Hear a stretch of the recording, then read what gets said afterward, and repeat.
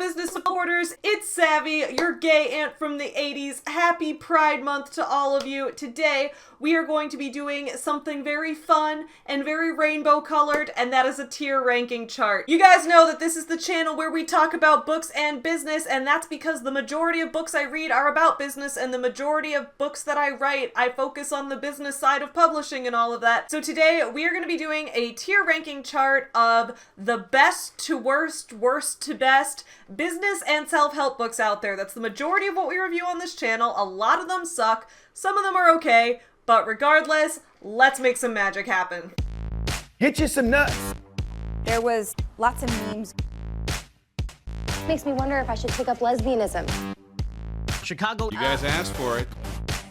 Hey everyone, welcome back to my channel. I'm Savvy, and I'm your favorite gay aunt from the 80s, big titty tomboy GF, toxically masculine MILF, girl boss. And today we're gonna talk about some business books once again. If you guys are new here, please don't forget to subscribe. Every Monday and Friday at 11 a.m. Central, I put out new videos about books and business, and every single day of the week at 8 a.m. Central, I am on my second channel called Your Morning Guru, where my friend RK Gold and I run a podcast, live stream type of thing, where we live the lives of various business gurus, try out their morning routines, see what we can learn from them, and read their books. So today I'm going to be reviewing some of the books that we've been reading and some of the books that I've read before that, and talking about which of these books are good, which are worthwhile, and which should we just set on fire. Alright everybody, so here is our tier ranking chart. We've got our 5 tiers, and those tiers are life-changing. For the best books of all, we've got the life-changing tier. These are for the books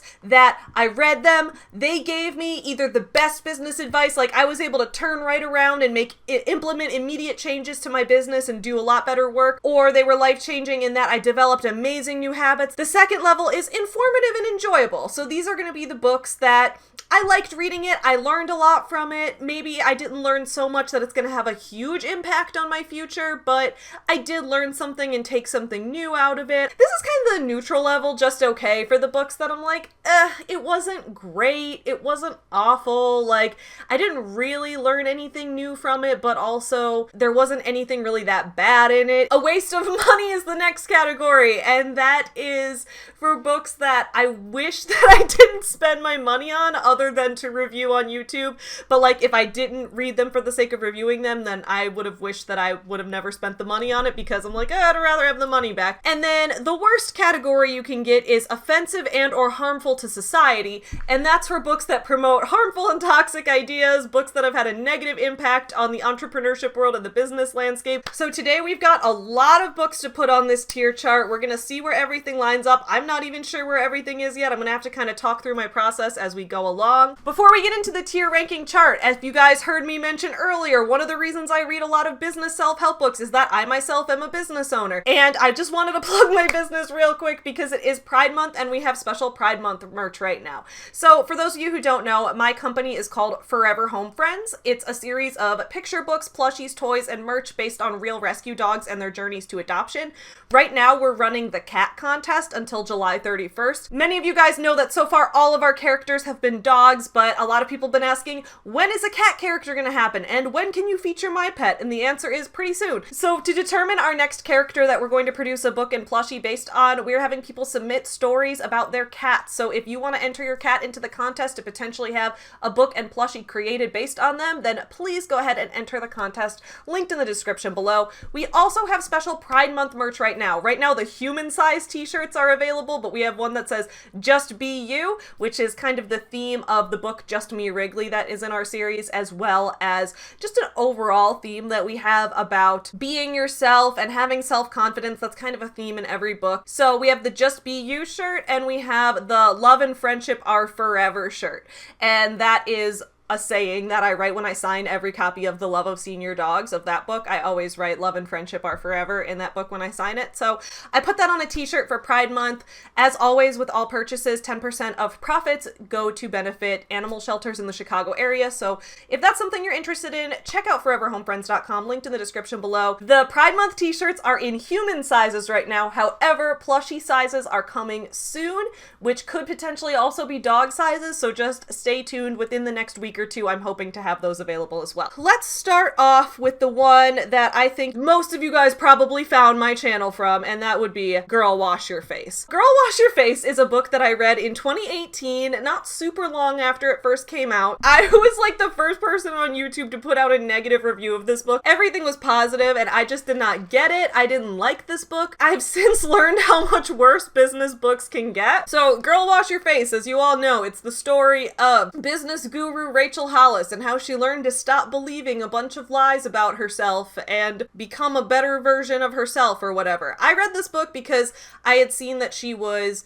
doing really well in business, running a company called Chic Events and Chic Media, and I was like, okay, well, as someone who is working in events with Forever Home Friends and who is creating media online, I'd really like to learn a lot about what brought her success. But she like barely talked about her event planning experience in here. She barely talked about how she built her business, and it was very frustrating.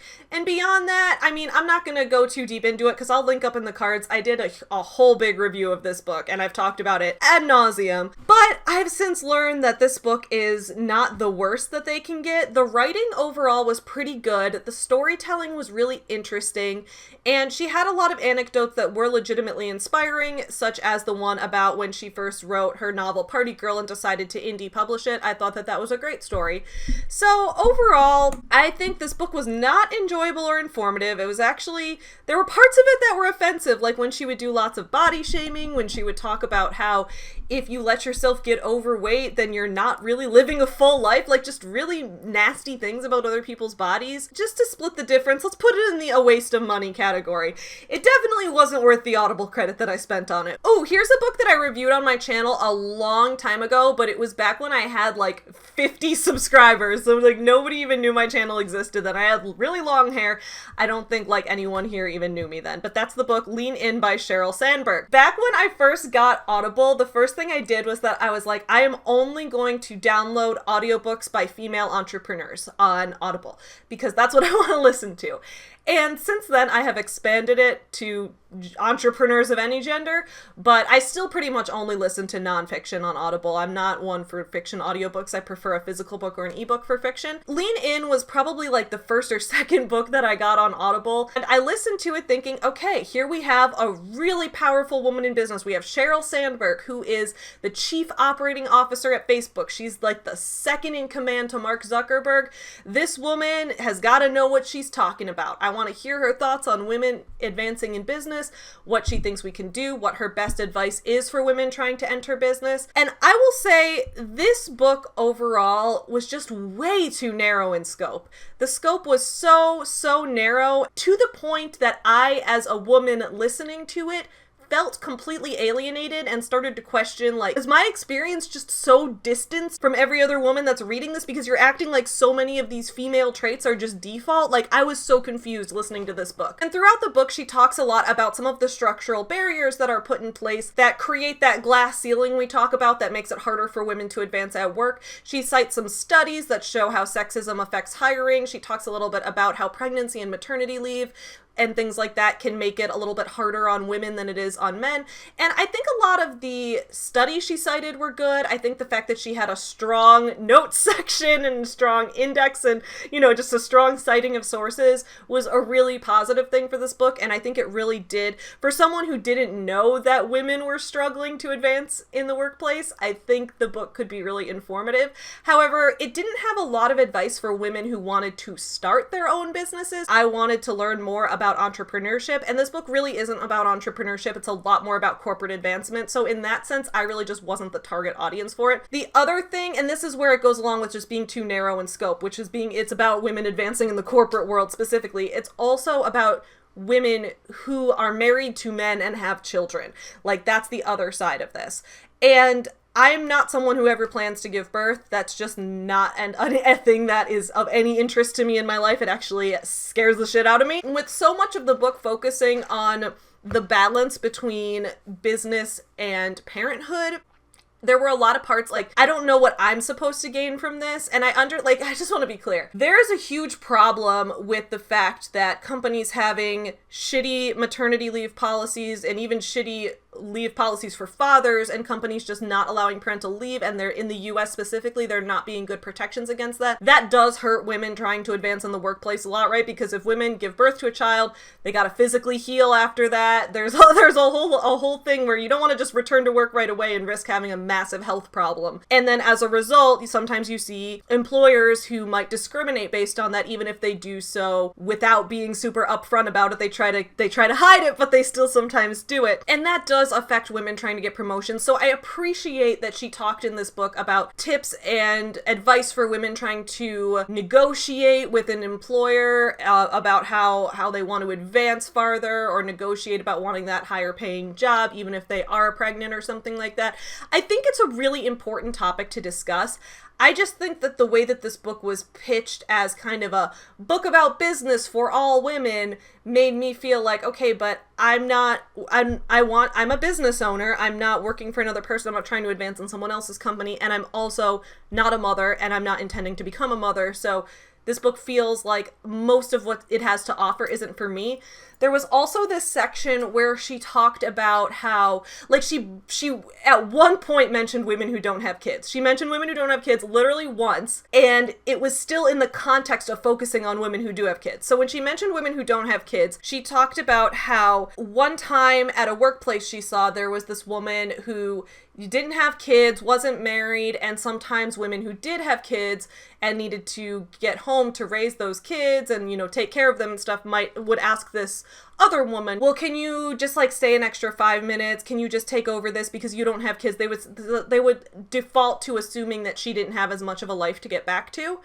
And I was hoping that this would go in the direction of, you know, accepting all women's life choices regardless, but that's not really where it went. Instead, it was like, that woman was like, okay, you guys all are married and have kids, but if I don't get to have my personal life too, how am I ever going to be able to go out there and meet someone to get married and then have kids? How am I going to be able to start that part of my life? Which is valid. That's a very fair point to bring up, but I just didn't like that the only time women who don't have kids was brought up was in the context of a woman who didn't have kids yet and was trying to plan to. It seemed to operate from the assumption that all women are going to give birth and have kids, and I found that really alienating. The other thing I found really alienating about this is the way that it talked about women in general as like having certain traits that society imposes on us, and I'm sure that's true. Like, I have felt discrimination as a woman, you know. I experience sexual harassment outside on the street on the daily. Like, I get it, Sheryl. But there was so much in there where she would say things like, you know, it's much harder for us to take credit for our accomplishments. And I was like, where? I've been taking credit for my accomplishments all along. And she like told this story about how when she was in business school, she had won this business award. There were, I think, 6 winners, and it was 5 men and her. And all 5 men were immediately bragging about it and talking about it to each other, but she didn't feel comfortable talking about it because she was a woman and she was worried that it would make her look bad as a woman and that people wouldn't like her or something. So then all of those other guys kept getting good treatment by their professors because they knew that they had won the award, but she didn't reap any benefits because no one knew she won the award. And I just didn't understand why she wasn't telling people. And this is probably I have a narrow scope too, because I'm that like overconfident extrovert, and so maybe I'm just struggling to understand as well. But I read this shortly after I had won a business award for Forever Home Friends. I had been named one of the top 4 most purposeful startups in Chicago. And the second that I'd won that award, I was all over social media, posted all about it, posted links to photos of it, like, guys, look at me. I was so excited. I was like, I am an award-winning author now. I couldn't shut up about it, dude. So I just couldn't relate. And then she had like small like quips in there where she was like, yeah, as women, we have a hard time owning our intelligence because who wants to take the smart girl to prom? And I was like, me! I want to take the smart girl to prom. I mean, 10 years ago, I would have wanted to take the smart girl to prom when I was a teenager. I was the smart girl that got taken to prom. It almost seemed like this book like, when people talk about perpetuating these ideas in society that women are uncomfortable owning their intelligence and things like that, I'm like, I feel like this book perpetuated it more than any actual social behavior I've ever seen. But then again, maybe that's because I go through life with an air of ignorant bliss because as I mentioned, my OCD makes me take everything so literally. So I just go through life being like, oh, if nobody has ever literally bullied me to my face, then I just assume everyone loves me. So I have no idea. But basically, this book made me feel less confident in myself as a woman because it made me aware of these insecurities existing in the first place. So overall, I found this book pretty unhelpful. Sheryl Sandberg really came at everything from a very privileged position, being someone who went to Harvard, immediately got these internships with really powerful people. All of her jobs were very, like, nice corporate white-collar jobs from the beginning, and then she rose up to an even better job. So when she talked about, like, making accommodations for pregnant women at work, they all seemed to be from her perspective of in a white-collar corporate job. So I just felt that this book, which was pitched as being for women in general to empower their advancement at work, it really seemed like it really focused on a very specific group of women, and as a result, I didn't gain much from it. So because of that, I'm going to put it in the just okay section. I was gonna put a waste of money, but I do think all of the studies she cites about sexism in the workplace are really beneficial because I still know a lot of people, particularly men, but not exclusively men, but I still know a lot of people who deny that sexism exists as a way for women to advance, or who deny that there is any, like, earnings gap or career gap that exists at all. And I've talked about it in other videos, so I'm not going to delve into it super deep here. I'll link one of my Classically Abby videos where I talked about it. Next, let's do this one, Ponzinomics. I have already done a full 2-part review series on Ponzinomics. This book is fantastic. I think that this book is revolutionary for the anti-MLM movement for moving against pyramid schemes. So basically, Ponzinomics is a book by Robert FitzPatrick, who has been, researching multi-level marketing companies and pyramid schemes since the 1980s, and he has served kind of as an expert and a consultant on lawsuits regarding Amway and similar types of companies. This book really delves into the economics behind MLM companies and shows how it's not really possible for them to work. The math doesn't work out. It really delves deep into that. And it also delves into the history of multi-level marketing companies and how they became ingrained in political structures and legal structures, and how they're being protected by the FTC, how they're being protected by politicians and political parties and things like that.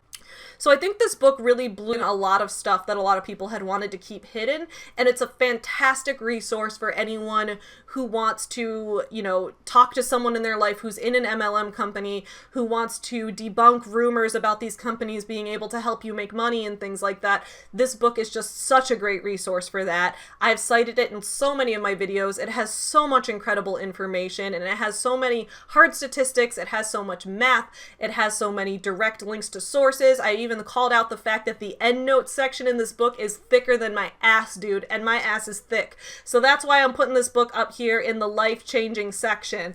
I think this book is life-changing not just for me, but kind of for the anti-MLM movement as a whole, because it provides a lot of direct data and direct sources that we can cite and we can point to. And even if we're not even if we don't want to just cite this book, we can also go to the endnotes and do more research and find those sources where it first comes from and things like that. So I think it's just such a good resource for helping to take down these companies. Life-changing book, Robert FitzPatrick. Good work. Now let's go to the complete opposite of that book and take a look at GoPro by Eric Worre. If you guys watched last week's Deep Dave on Dave Ramsey, you saw me reacting a little bit to Eric Worre. But basically, Eric Worre is a network marketing professional. He's someone who trains people in MLM companies. He's I call him the pyramid that encapsulates the pyramid, because he's training people in how to train their teams and how to recruit more people, to train them how to recruit more people. Who's buying actual products? Nobody knows. I did a really in-depth review of this book as well, which I'll link up in the cards, but this one is just such a mess. It is full of so many logical fallacies. One of the worst books I've read. It says that everybody in your life should be considered a prospect. It really pushes that idea of trying to sell and recruit to all of your family and friends all the time. I just think it's harmful to people's relationships, and it pushes this idea that MLM companies are better than entrepreneurship, which I really hate. So this one is the first one that we're going to put in the offensive and harmful to society section. Next, we're going to talk about the Thank You Economy by Gary Vaynerchuk. So if you watch the Your Morning Guru podcast live stream on the second channel, again, linked in the description below. RK and I lived as Gary Vee for 2 weeks just a couple weeks ago, and during those weeks that we were researching him and looking at his content and his talk about NFTs and cryptocurrency and his talk about content marketing and all of that, we decided to read one of his books, and the book we chose was The Thank You Economy, and we actually DNF'd this book. So maybe it's not fair to review it when we didn't finish it, but I will say that this book is incredibly outdated. So it's a book that just really didn't hold up. It was published, I think, about a decade ago, and everything that's in it is kind of about social media and like how getting on social media is important for your business. It was from like 2011 when social media was just really starting to take off. We were just getting in, like, I know social media existed before 2011, but this is when it was really becoming part of mainstream culture, right? So it was talking about you better get your business on social media. And then beyond that, a lot of the advice that was in it so far was just really basic about, you know, offering discounts to customers or like treating your customers with gratitude so that they'll be willing to come back. Like just basic ass customer service. I don't think there was anything super bad in this book from what I read, but I got nothing out of it, so I'm gonna put it in the waste of money category. Next, let's talk about hashtag Girlboss. Much like the book Lean In, Girlboss is a book that I read and reviewed back when nobody knew who I was on YouTube. I think I had like less than 50 subscribers when I reviewed this, and I had a ton of hair, and the camera was really out of focus, and I didn't have my microphone, and it was just the worst video, so don't watch that, just watch me review it here instead, because I think I was a lot more favorable to it in that video than I'm going to be now. So Girlboss is the story of Sophia Amoruso, who founded the company Nasty Gal. She founded it by setting up an eBay store back in the MySpace days, and, you know, created a big MySpace profile that linked to her eBay store, and she was kind of one of the first big female entrepreneurs to make it big in e-commerce fashion. Nasty Gal was a store where she went and hunted for vintage items from resale shops. She tried to find those rare and fun and vintage items, and then she would list them on the site and sell them to people, and then she turned it into a huge company. Overall, I mean, I had mixed feelings about this book like I have about every book. I thought that this book had some parts in it that motivated me, that got me going, that got me excited.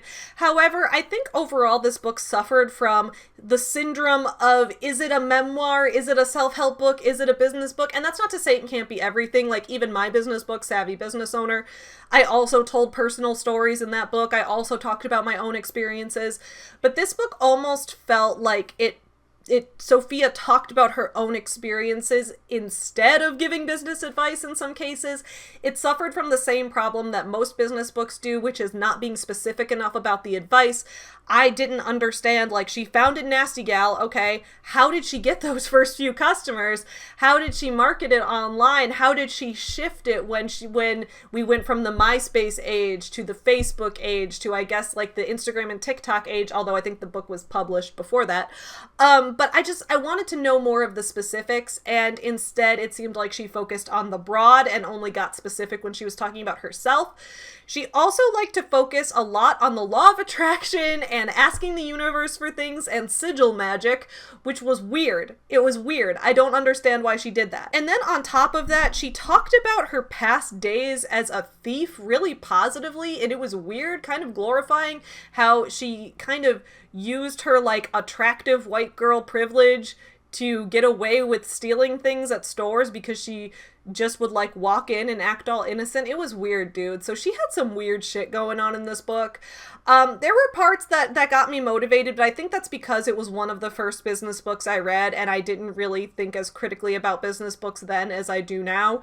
So if you watch the old review of it, you might see me going super easy on it. But the truth is, this book was weird. Like, there was a lot of weird shit in this book. So I think I'm going to end up putting this book in the waste of money section because it had some helpful stuff, but overall it wasn't anything that I wasn't able to learn somewhere else. And now if I read it, I'd be like, oh yeah, I already know all of this. But I guess back when it was one of the first books I read, it felt a little different. Next, let's discuss Your Book, Your Brand by Dana Kaye. I also read this book about 3 years ago. I haven't done a full review of it on this channel yet, but this was one of the first books that I marked up the shit out of. Like, I was folding over page corners. I hope that doesn't make some of my fellow book lovers cringe. I like to fold the page corners, sorry. I was folding page corners. I was highlighting everything. I was writing in the margins. I was sticking post-it notes in it. This book is just marked up all the way to hell, dude.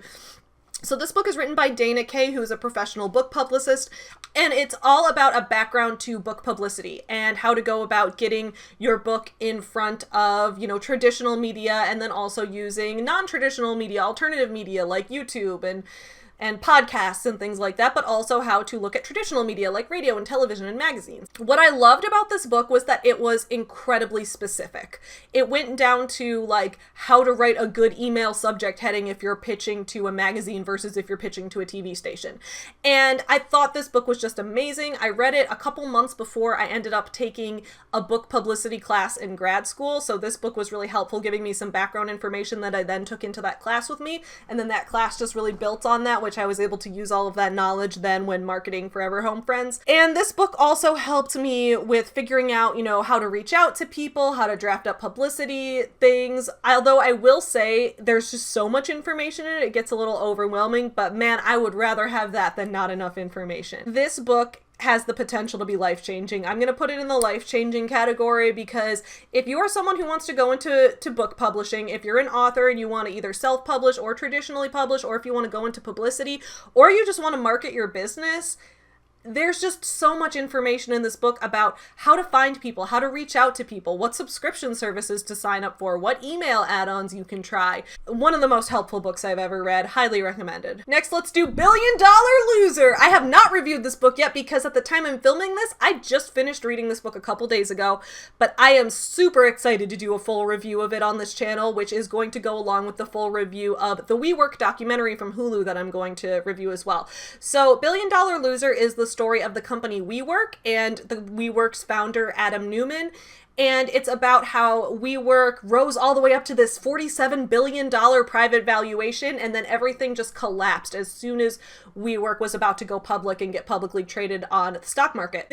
This book really delved into the company culture at WeWork, how the company started to take on some cult elements. It served as a really interesting warning sign for a lot of entrepreneurs who might get too big of a head.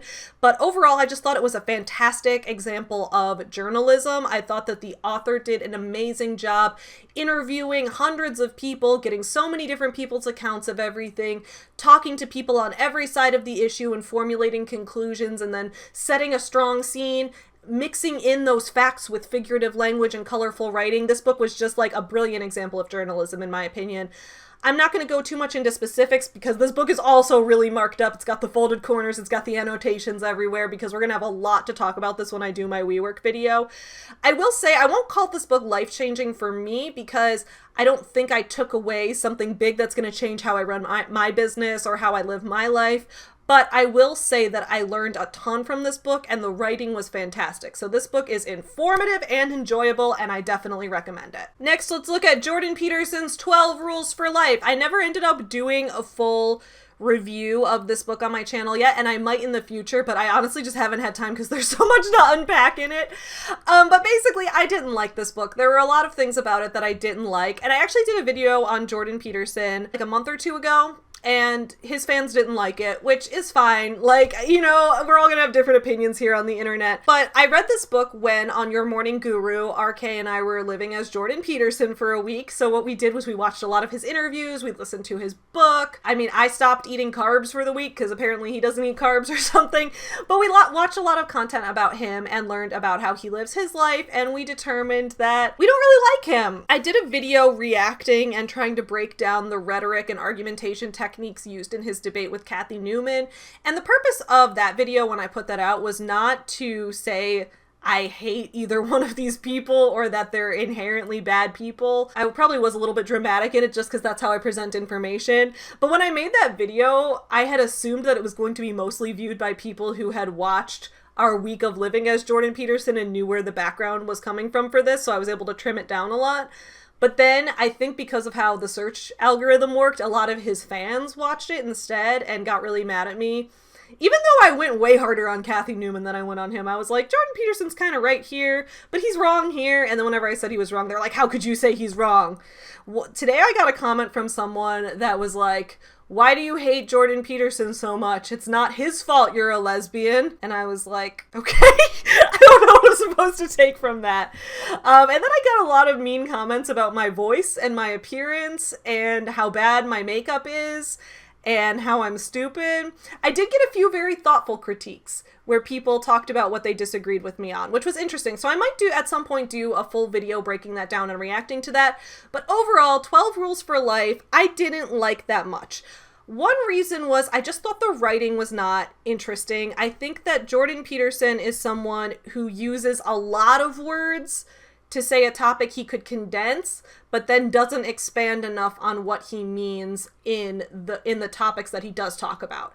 And this might just be a writing thing. And again, if you're a Jordan Peterson fan watching this, please feel free to reach out and share your opinions. I know we have a difference of opinion, but we can still be friends. It's okay.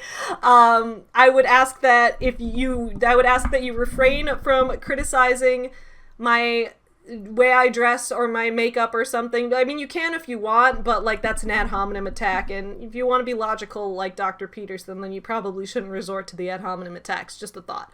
But no, feel free to comment below. But in this book, he spent a lot of time talking about things that didn't make a lot of sense to me because it's so outside my experience. And people have pointed out to me that I could be an outlier or something, which is possible. When you're reading something that's outside your experience, I think it's natural to want more of a source and more of them to explain exactly how it happens. So for example, he talks a lot in this book about how in the animal kingdom, right, there's that stand up straighter after fights that, have better posture after they've been winning fights will then attract more female lobster mates. This is the male lobsters that get into the fights. They'll attract more female lobster mates. And then he says that this happens for humans too, that women are more attracted to men who are confident and powerful in some way.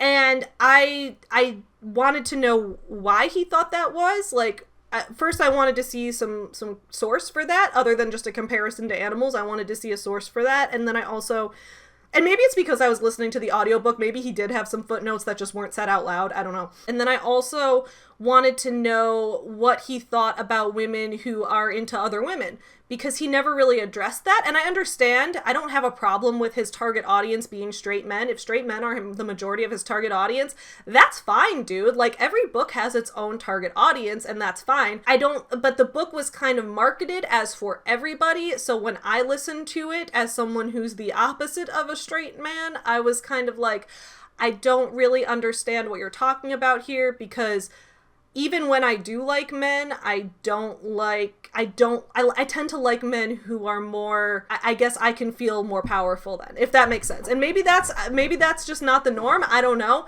But again, I wanted to hear why. And maybe I'm just a statistical outlier. That's entirely possible. But I wanted to hear more of the source of why. I wanted to hear the connections of how that happens. There were some sections where the writing was good in this book. There was a section where he was talking about his life growing up in Canada and one of his friends who succumbed to drug addiction. It was a very sad story, and I think he also did a really good job setting the scene, a really good job talking about everything that happened.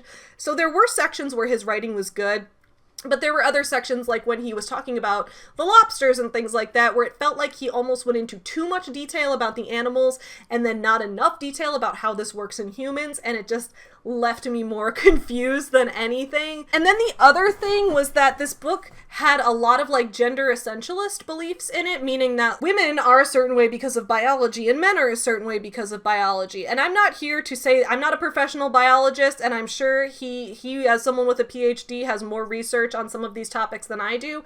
However, because I have a lot of friends who are trans, a lot of friends who are non-binary, and I have a lot of friends who just exist outside of these gender roles, even if they are a cisgender person, like me, I want to know more about where this comes from, especially because the majority of people I know this doesn't apply to. How does this happen? Am I just existing in circles on the fringe of society? Like, that's possible. And I've seen a lot of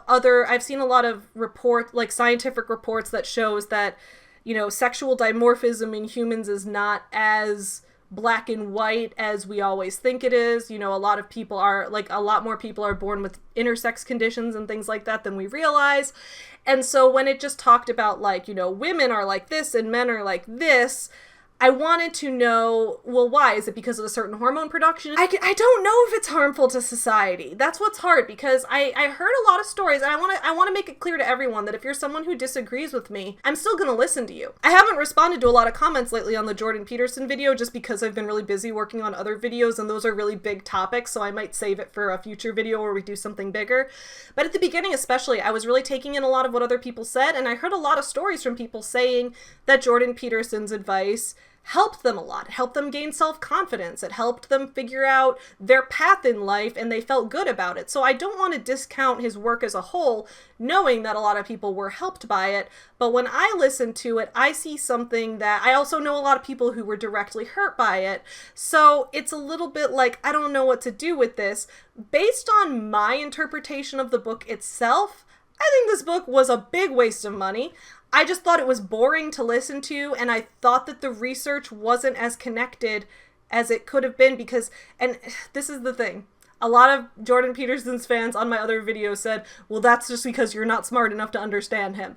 I don't think that's true. I think I just have a different life experience, and I think that everybody comes into this world with different life experiences and a different set of background knowledge that we have based on those experiences. And because of that, different works of literature are going to speak to us on different levels. If I write a book about something that I'm specialized in and you don't understand it because it talks about something that I didn't explain in a way that someone at a basic level could understand, it doesn't mean you're not smart enough. It means that's not your life experience, so you need the background information. None of us comes into this world with all the knowledge of the universe, you know? So that's my overall thoughts on it, but feel free to let me know if you disagree. Next, let's talk about the 10X rule by our boy Uncle G, Mr. Grant Cardone. The 10X rule. So I thought, okay, Grant Cardone is someone who I have a love-hate relationship with, but it's mostly hate. As you guys know, I don't like Grant Cardone. He's out there on the stage speaking about World Financial Group. He's out there trying to promote the MLM companies. I'll link my Grant Cardone playlist up in the cards because I've delved into stuff with him and his wife and how he stalked his wife for 13 months and like it was creepy. And then I had men come in my comment section saying, no, it's romantic. You should be more open to being stalked because you'll find a good man that way. And I'm like, all right. But in this book, Grant Cardone talks about how every goal you make, you should set the goal 10 times higher because it's better to fall short of a much higher goal than it is to reach a more mediocre goal. And the thesis of this book, I agree with. I have always said that. I've actually made videos about this topic before I even read this book, where I would talk about how sometimes I'd set a goal that says, I'm going to publish 6 books this year, or I'm going to do this huge thing, I'm going to launch this whole new thing, and sometimes I accomplish it, and sometimes I fall just short of it. So like, in 2020, I said I'm going to publish 4 books, and I reached for that, and I published 3 books. But if I had made a goal, oh, I'm going to publish 2 books this year, and I'd achieved that, well, I'd much rather fall short of publishing more books, if that makes sense. So I agree with the overall core concept of this. However, I also think that this book is, like, Grant Cardone's one of those people that he comes up with something that makes sense and then he just takes it to such an extreme that it doesn't work anymore. So for example, he talks about how we need to be responsible for everything in our life. We need to take responsibility for everything that happens. I understand you want to give people the power to try to change their own lives. I get that. But he even uses this example where he's like, if someone rear-ends you in traffic, you might think, well, I shouldn't take responsibility for that. But he's like, but it is your responsibility. It is your fault because you still had control over the situation. Because what if you'd left your house 10 minutes earlier? What if you'd made more money in the first place so you never had to leave your house in a car and your clients came to you? And I'm like, Grant, this is just ridiculous at this point. Like, that's just absolutely ridiculous.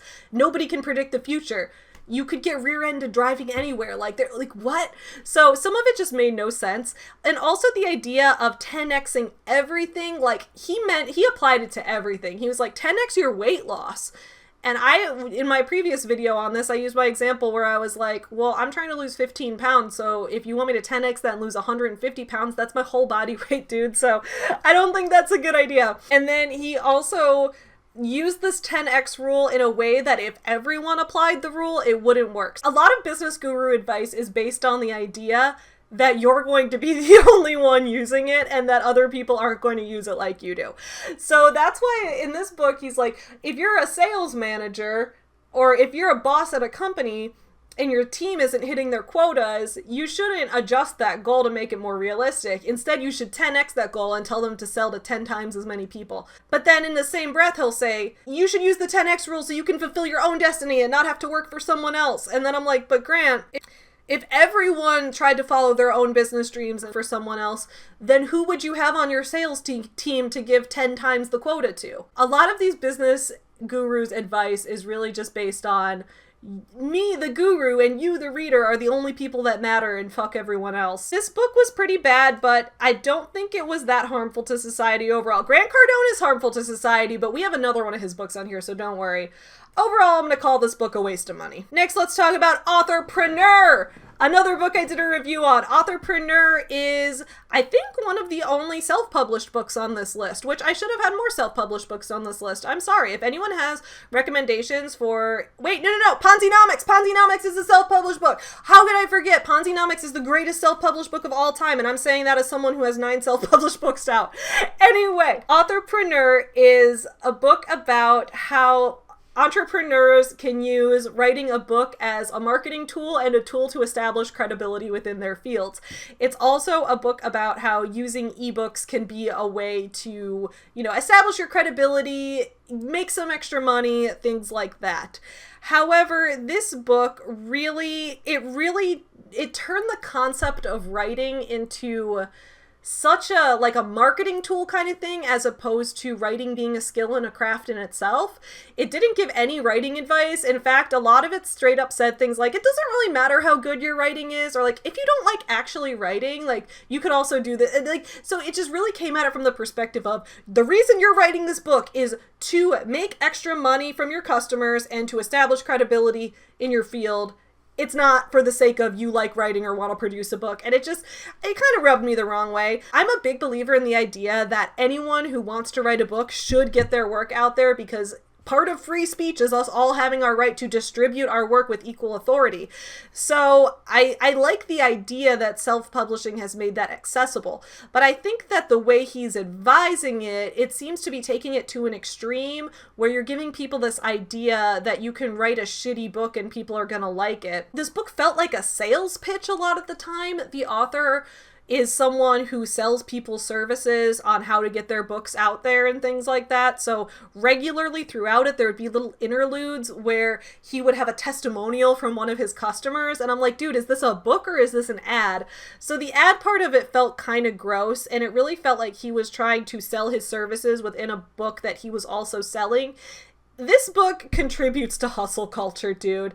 I'm not going to call it offensive and harmful to society, because there were a few good pieces of advice about how to publish on KDP and how to use keywords and things like that. But overall, I think this book is not useful for any budding authors, so waste of money. Next, we're going to talk about The War on Normal People by Andrew Yang. I actually reviewed this book as well about a year ago. This book I read back when Andrew Yang was running for president, and I was really interested in his ideas about UBI, Universal Basic Income, and learning about what that was and how it worked. I used to be a supporter of his. I'm not as much as I used to be. I mean, in general, I don't like politicians. You guys know that. I think that they're all kind of corrupt. I really do support his UBI platform, and I support his fight for universal health care. However, I think that in running for mayor of New York, he's made a lot of statements about wanting more cops on public transit, which I think is a big mistake. I don't live in New York, I live in Chicago, but people have talked to me about, do you want more cops on public transit? And I'm like, hell fucking no, I do not. That is going to help nobody, my dude. So his cop simping is not something I'm in favor of. That, and he hasn't he's made no support of Palestine right now. I don't know. I don't want to make this a political video. I just feel like he has not shown Palestine any support, and on top of that has also been, becoming too big into the wanting cops thing. So those are two reasons that I'm not really as much of a supporter of his anymore. However, I do still believe in his ideas about universal basic income, and I think that's so important. For those who don't know, what Andrew Yang's plan basically was that every American citizen, 18 and older, should receive $1,000 a month just to exist as universal basic income. And then some people on the more capitalist side of the spectrum would say, okay, well, how is that going to be funded? Is that going to get paid for through taxes? Do you have to raise taxes to do that? Is that going to make sense? And what his plan basically was to raise taxes on companies like Amazon and Google and big tech giants that make money based on people's data. So, Amazon and Google and those companies are making money based on our data all the time because they're using our data to figure out how to advertise to us constantly. And there's almost no way to get out of it seems like. So he was basically like, well, you have a right to owning your data, and these companies have basically already taken it from you without your knowledge, so you should be getting paid back for that. So these companies will get taxed. Any company that takes your data is going to get taxed to shit. Then that tax is going to go to every American citizen and give them $1,000 a month so that everyone can buy necessities so that nobody is ever in complete poverty. I think UBI is a fantastic idea. I think it's necessary if you want to support small businesses, if you want a world where people are going to be able to start up their own companies and not worry about just survival and be able to actually take a risk and leave a job and spend time innovating and things like that. So I think that this book really delved into the idea of UBI and why it's necessary. And it talked about how a lot of jobs are getting automated, and including like truck driving and restaurant jobs and things like that. And it had a lot of research to back it up. It talked really in depth about those jobs getting lost and how the government needs to do something to keep people from falling into poverty when they lose their jobs because of innovation. And a lot of people say like, okay, should we stop innovation? Should we stop technological advancement because people are going to lose their jobs? And what this book is basically saying is, no, here's a proposal for how those companies that are creating the automation and are going to take the jobs, they're still going to profit off of it regardless, but let's tax them and let's give people money so no one ever has to be making zero income whatsoever. And I thought it really brought up an important point and is talking about something that absolutely needs to be part of public discourse right now. So while I think Andrew Yang's had a lot of shitty takes on New York politics lately, I'm not a New Yorker, so take my opinions with a grain of salt, but I overall thought that the book was really informative. I won't call it life-changing because I think it was more of a start to a conversation rather than to complete it, but I do think that opening up the discussion on UBI is really important, so I'm going to call it informative and enjoyable. Overall, I thought that the way he told stories and the way that he brought in facts to back everything up was really good. It served as a really strong introduction to someone who doesn't know much about UBI or might be skeptical about how it works. I thought that he brought a lot of concrete plans into mainstream discussion, so I will give it that. Let's go back to our boy Uncle G, Grant Cardone. This is Be Obsessed or Be Average. This book is one of the worst books I've ever read, you guys. This is the book where he spent 2 whole minutes on the dedication talking about how he stalked his wife for 13 months because she wasn't interested in him when he first wanted to start dating, and he called her twice a month for over a year on her answering machine and tried to show up where she was, and then because he was so obsessed, because he followed his dreams and treated his wife like a sales pitch and followed through on the leads, eventually she married him. I don't know what anyone's supposed to take from that. Don't stalk people, good lord. In this book, he also has my favorite quote of his, which is, "Don't just drink the Kool-Aid, inject it into your veins." This book is overall trash. I learned nothing about business from it, and it was making me feel manic. Like I've told you guys before, I have manic episodes sometime. It's a OCD neurodivergency thing, and because of that, listening to this book where Grant Cardone is just like shouting manic things at me for 11 straight hours, this book is 11 hours long, I was like, holy shit, I cannot take this. On top of that, he was so dismissive of mental health in this book. He taught, and this people have since told me, and I since did a video on it, because he's a Scientologist, and Scientologists are very against psychotropic drugs and things like that. So he was out here like, professionals, psychologists, they've tried to tell me that I have ADHD and OCD. And I was like, that's stupid. I'm not going to take your medication. I'm obsessed with my work. I have ADHD and OCD because I'm obsessed with my work, and that's a good thing. And that's why I run my company so well. And it's like, Grant, calm down. And the hard thing is, that I used to think this way too. Back before I was on medication, I was afraid to go on medication because I was worried, what if I lost some of my workaholic edge? What if it was worth it in my mind to go through mental anguish day in and day out because I wanted to be successful above all else? Once I started therapy and once I started medication, I realized that that was the most unhealthy line of thinking, and I'm actually a much more successful writer and business owner now than I was before medication. So take care of your mental health. Talk to professionals. Don't listen to Grant Cardone. One of the most offensive and harmful to society books I have ever read, especially surrounding the mental health stuff. Alright, I was so mad about Grant Cardone, I gotta do a good one after this. We're gonna talk about The Life-Changing Magic of Tidying Up by Marie Kondo. On Your Morning Guru, we followed Marie Kondo for 2 weeks, and during those 2 weeks, we read her books, we watched her Netflix show, and I, as someone who has suffered with hoarding in my past, really tried her methods, and they really worked for me. It was really hard at first. And I think that one thing she talks about in this book is how a lot of people hold on to possessions because of fear of the future, like fear of moving into the future without that item, or because we're stuck in the past and afraid to let the past go and we're too sentimental about it. And that really resonated with me. I am someone who always has been kind of scared of the future and afraid of needing something in the future that I might have left in the past and things like that. And I've always really struggled with kind of living in the moment and being present in the here and now. But she talked about how if we eliminate a lot of our possessions and try to get organized, it can help us live in the moment. It can help us really be mindful of where we are. And that's something that I really need to work on. So I took her advice. I cleaned out like my whole bedroom. I kept only clothes that truly sparked joy for me. And I spent 2 weeks living as her. I'm going to continue using some of her methods in the future. I implemented some really good organizational tactics, and I also did a video where I covered this and I showed some of my cleaning progress and things like that. I like how she approaches being organized not as like daily cleaning tasks, which really stress me out, but instead as a way to emotionally connect with your objects and to visualize a goal that you want, because I'm really good at goal setting and achieving goals. I also realized that the reason I struggle with cleaning is that I associate the act of cleaning with physical pain in my mind.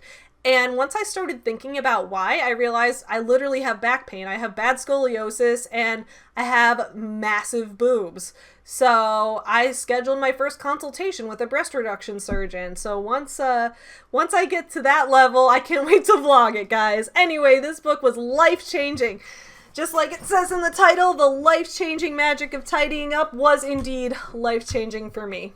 Now let's talk about Rise and Grind by Daymond John. Overall, this book, I did a video on Daymond John where I've been really disappointed in him lately because he's been teaming up with Grant Cardone to try to sell people on shitty courses. However, his previous book, The Power of Broke, I did find inspirational when I first read it. This book is interesting because it contains a lot of other business gurus' morning routines. He talked to Grant Cardone, he talked to Gary Vee, he talked to a bunch of other business gurus, and he put their morning routines in this book. So on the Your Morning Guru show, we have been reading passages out of this book to learn about other gurus' morning routines. It doesn't have everyone in it, but it does have a decent number of people. So originally I found this book really boring because it was just detailing what gurus did every morning. But then when I started the show, it ended up being really helpful. So because of that, I'm going to put it in the just okay category. It's nothing groundbreaking, and I can find what gurus do to live their lives and find their morning routines and stuff for the show in other ways, but this book has been a helpful resource along the way, so I don't think it was completely a waste of money for me. There hasn't been anything super offensive in it so far, other than when Gary Vee talked about how he likes to visualize his entire family dying every morning to help him have perspective and gratitude. Gary Vee's a weird dude. It's all good. Rise and Grind by Daymond John is just okay. Next, let's talk about Freakishly Effective Social Media for Network Marketing. This is a book written by Ray and Jessica Higdon, who are network marketing experts who are trying to sell you on pyramid scheme shit. And this book is all about how to use your social media to recruit more people into your company. This book has the famous line, "Sometimes people try to focus too much on the opportunity, but then the FTC shuts you down, so it's like, well, maybe the product." You gotta watch that video. Anyway, I'll save y'all some time. It's offensive and harmful to society. Now, let's talk about This Is Marketing by Seth Godin. This was a book I read recently for Your Morning Guru as well, and this book talked about how when someone is marketing something, it's important to, he used an analogy of a key in a lock, about how you should find a key to fit an existing lock. You want to unlock a door, you need to find the right key for that lock, instead of having a key that already exists and then trying to construct a new lock on a door and make it fit that key. That's just so much extra steps.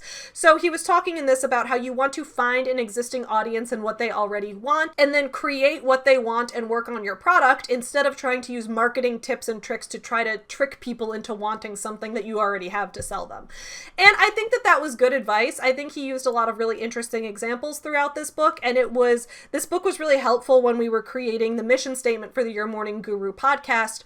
We talked a lot about, how marketing can be about building a community, how we want to grow slowly. One thing we like to say on our show is that the subscribers we have are more important than the subscribers we don't have. So that channel's been growing slowly. It's at about 1,100 subscribers right now, so it's still really small.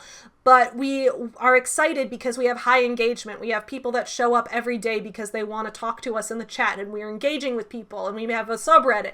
And this book kind of helped us with the idea of building a community and finding something that people already want, building that community around it, and kind of ditching a lot of those marketing tricks or target advertising and SEO and stuff like that. Well, those things matter too, but this book really talked a lot more about how to market something organically and connect with people. And I thought that was really helpful. However, I won't call this book life-changing because, to an extent, the advice was somewhat surface level. Like, I appreciated reading about it and seeing these examples, but there was a surface level element to it, so I'm going to call it enjoyable and informative. Let's talk about Girl Stop Apologizing. This book was offensive and harmful to society, and I'll tell you why. The body shaming, she took it up to 100. Girl Wash Your Face, we had the, hey Pam, thought you were doing Whole30. This book took it all the way up to, animals shouldn't be overweight, pets are overweight. Don't treat yourself like a fat pet, treat yourself like a powerful, bold woman. It was like really mean. And in this book, dude, this was the book where she insulted my titties. Okay, she was in this book talking about how Rachel's like, okay, before I got pregnant, I had a B-cup bra, and it was lovely. And then after I got pregnant, my breast swelled up to an E cup. And she was like, can you believe an E cup? You guys think that's a typo, don't you? It's not, it's real. Can you believe how massive and disgustingly huge that is? And I was like, Rachel, shut the fuck up. I'm a size 34H and I cannot control that. I've never been pregnant and I've never been pregnant. I just been cursed with these boobs right here, okay? And that's why I'm gonna get them reduced. I'm gonna get a boob job just like you did, Rachel. Criticized you enough online and made enough money to afford a breast, as Alanis would say. Isn't it ironic, don't you think? But yeah, that book really hurt my feelings because I was like, well, I do not want this body, and you are over here shaming that body and talking about how you went and got a boob job and just like not acknowledging all of the financial privilege that she has. And it's like, yeah, Rachel, I know you grew up poor. I grew up poor too, but the difference is that you're a fucking millionaire now. So like, STFU, Rach. And she also talked a lot about MLMs in this book and about how they can be a great way to earn side income. And I was like, fuck off. Now let's talk about The 4-Hour Workweek by Tim Ferriss. Okay. This book had some interesting advice in it. He talked a lot about how to maximize your efficiency and about, it's basically work smarter, not harder, the book. It's a basic idea, but he, expanded on it pretty well. He talked about how to avoid going to unnecessary meetings and things to try and ways to set boundaries with your boss. And I thought the concrete advice was pretty good. I didn't like Tim, it's unclear what his goal is. Like, he seems like he was born to be a business guru. So throughout the book, he's just like, all my life I was so excited to sell other people courses on how to run a business. And it's like, okay, but Tim, like, when did you run a business in the first place? I think we're just like start up businesses randomly, which I get. Starting up random businesses is fun. But also it's like, you didn't really have passion for one area or anything. You just wanted to try a bunch of things out and see where the money was. And I guess there's nothing wrong with being money driven, but I just didn't really relate. Throughout the book, he talked about how he ended up cutting down on extra stuff and being able to set his boundaries to the point where he now only works 4 hours a week. I think that's incredibly extreme. But I do understand the idea of trying to cut down on what hours you're working. I do take one day off a week now. I still do work a lot. I'm not at my 4-hour work week yet. It's not possible for me, Tim. A lot of the tricks that he gives are helpful, but some of them are straight up exploitative. So for example, he has a lot of helpful tips about like automated filters you can install on your computer so that your email only notifies you of things once a day, and then you spend an hour responding to them all and don't look anymore, so that way you don't keep getting sidetracked. Like things like that to help you be efficient. But then on top of that, he talks about how another thing you can do is hire people to work for you from countries that have a much lower minimum wage than the US so that you don't have to pay them very much. And I was like, I don't know about that, Tim. I don't know about that.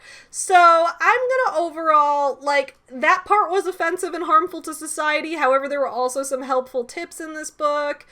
So, would I really recommend it? Do I think it's that helpful? I guess I'll take, the median of this. Boop, put it there. Purple Cow, also by Seth Godin. This book is basically the same book as This Is Marketing, but it talks about this idea of the purple cow, right? Which is, if you're driving past a field of cows, you see lots of amazing, high quality, wonderful cows, but if one of them's purple, regardless of how good it is or anything, that's the one that you're going to remember. So it's all about how he has this idea of the opposite of great is very good. You know, how if you want to be excellent at something, you have to make it the thing that stands out the most. This provided a lot of interesting discussion points for Your Morning Guru, where we talked about, well, the Nickelodeon network was kind of a purple cow. The Twilight movies were kind of a purple cow. We talked about a bunch of things in pop culture. But overall, I thought the examples used and the principles discussed were very similar to This Is Marketing, and it felt like these didn't need to be separate books. I think Purple Cow might have come out first, but still, I found This Is Marketing to be more informative and interesting, so I'm going to put Purple Cow in the just okay category, because I agree with a lot of the principles that it discussed, but it just wasn't that new or interesting to me. Get Out of Your Own Way by Dave Hollis! You guys saw the Dave Hollis deep dive that I did the other week, where I reviewed this book and tore it the fuck apart. This book has nothing of value to say. The stories are so surface level, he barely knows how to set a scene, the writing is horrible, watch the whole review, it's like an hour long, I really tear this book apart. Do I want to call it harmful to society, or is it just a waste of money? Like, it's a serious waste of money. There's nothing in this book. By the way, I'm going to draw the winner for this book really soon. I gotta go through the comments. I was waiting enough time for people to all get to comment to enter the contest to win my annotated copy of this book. Gonna be drawing it soon, so I'll let you guys know. I'll go with offensive and harmful to society, just for the comments where he was like, I started dating Rachel when I was 26 and she was 18. She was like a little tiny baby rabbit that I was afraid I was going to accidentally shred to death. I'm like, that's a fun way to talk about women, Dave. The section where he's like, I used to think that therapy was just for crazy and weak people and women, not for men like me. Yeah, this book sucked. And then finally, The Secret by Rhonda Byrne. I just finished this book last week because this book I was reading for, once again, for Your Morning Guru, where we did Law of Attraction week. The Law of Attraction is basically stating that if you think good thoughts, the universe will magnetically attract good thoughts to you. Let me get this out of the way right up front. This book is offensive and harmful to society. Now, I've had a lot of people who have told me, but Savvy, the law of attraction really helped me when I was in a difficult situation. Thinking positive and seeing the good in things was really helpful to me. And you know what? That is awesome. In fact, I often have a really positive attitude too. I think that there's really nothing wrong with being positive. The problem is that The Secret as a book is not just about having a positive attitude, and it's not about motivating yourself to do some positive change for yourself. It is about magnetically attracting events to you through brainwave frequencies. It never scientifically explains how this works. It just says that it does. And it says, well, Albert Einstein used this, Buddha used this, and it's like, do you have a source for that? Do you have a story about when they used it? You don't? Really? Okay. There's this section. We want to talk about body shaming real quick. There's this section where Rhonda Byrne talks about how if you want to be skinny, you can't look at fat people because looking at fat people puts fat thoughts into your brain, and then you send out fat electromagnetic frequencies into the universe, which attracts fat to your body. And then she talks about how she used to look at fat people and think fat thoughts, and she got all the way up to, guys, get ready for this, get ready, 143 pounds. I was like, are you 4 feet tall? Are you 3 feet tall? How short are you that 143 pounds is fat? That's pretty skinny on most people I know. And then she's like, and then I started only thinking skinny thoughts, and I've been 116 pounds since. I'm like, well, that's very skinny on most people I know. Maybe it's fine. Maybe it's healthy on your body type. I can't judge from a distance, but dude, what? Then there was this whole section where this book talked about how, well, a lot of people, when they first hear that we attract everything that happens to us in our life, they immediately think of huge natural disasters and huge tragedies. There's no way that all of the people who were hit by this hurricane or who had an entire genocide were all attracting that to themselves, were they? And she's like, but they were. Even subconsciously, they were all thinking too many negative thoughts and the electromagnetic frequencies all... And I was like, what the fuck, dude? This book is victim blaming. This book is victim blaming the book. Ever wanted to see victim blaming in action? You read The Secret. This book is every bad thing that happens to you is your own fault because you didn't think enough positive thoughts to send out the right magnetic frequencies. It's disgusting, dude. I know that some people who like the law of attraction say it's worked for them, and here's what I think will work for you. If you're someone who wants more help thinking positively, if you're someone who gets motivated more by positive thoughts and motivation, use that as fuel to get yourself moving. So when I think about something positively, right, or people talk about visualizing a situation that you want to come true. Let's say you're going into a job interview. You visualize the job interview happening. You picture yourself sitting in that environment. You picture yourself meeting the interviewer and answering questions. That can help. Why? Well, personally, I think it's because you prepared yourself. You ran through the whole situation in your head, so now you're going to be less nervous going in and be able to think of it with a clearer head. Maybe by visualizing it, you were able to practice running through your answers to their questions, so now you feel more prepared and more knowledgeable, and you realized anywhere where you might need to look up something that you didn't know or something like that. So using these visualization techniques and using these positive thinking techniques as a way to prepare yourself for a situation or as a way to approach a situation with more confidence, which then can help you gain something good. Absolutely. I recommend that 1,000%. But trying to say that we are in control of everything good and bad that happens into our lives because of brainwave frequencies that are never once scientifically backed up in the book, hell no. Hell no, dude. So this right here it is, friends. This is the tier ranking chart of business and self-help books. There's probably more business and self-help books that I forgot to put on here, so maybe I'll do another one in the future because I definitely know I've read more than this. But I can put more on here in the future. These are kind of the ones that either stuck with me from the past or that I've read recently. So let me know your thoughts on these in the comments below. I will see you guys again on Monday for a really fun video, and please don't forget, this Tuesday, June 8th, I will be live streaming on this channel at 5 p.m. Central, 6 Eastern, because 90s Kids is launching. Y'all, my book, 90s Kids, is coming out that day. My first traditional publishing experience. Check out the 90s Kids playlist linked up in the cards. For 3 years, I've been documenting the experience of writing that book on this channel, and it is finally releasing on Tuesday. So join me here for the launch party. We'll have a Q&A with me and with my publisher. You get to meet my publisher and learn a little bit about the small press publishing world and things like that. So definitely join me. You can set the reminder linked in the description below to join that event. I hope to see you all in the chat on Tuesday, but otherwise I'll see you again on Monday for another video. Don't forget to support small businesses and have an amazing Friday. Bye, friends. Get you some nuts. There was lots of memes. Makes me wonder if I should take up lesbianism. Chicago. You guys asked for it.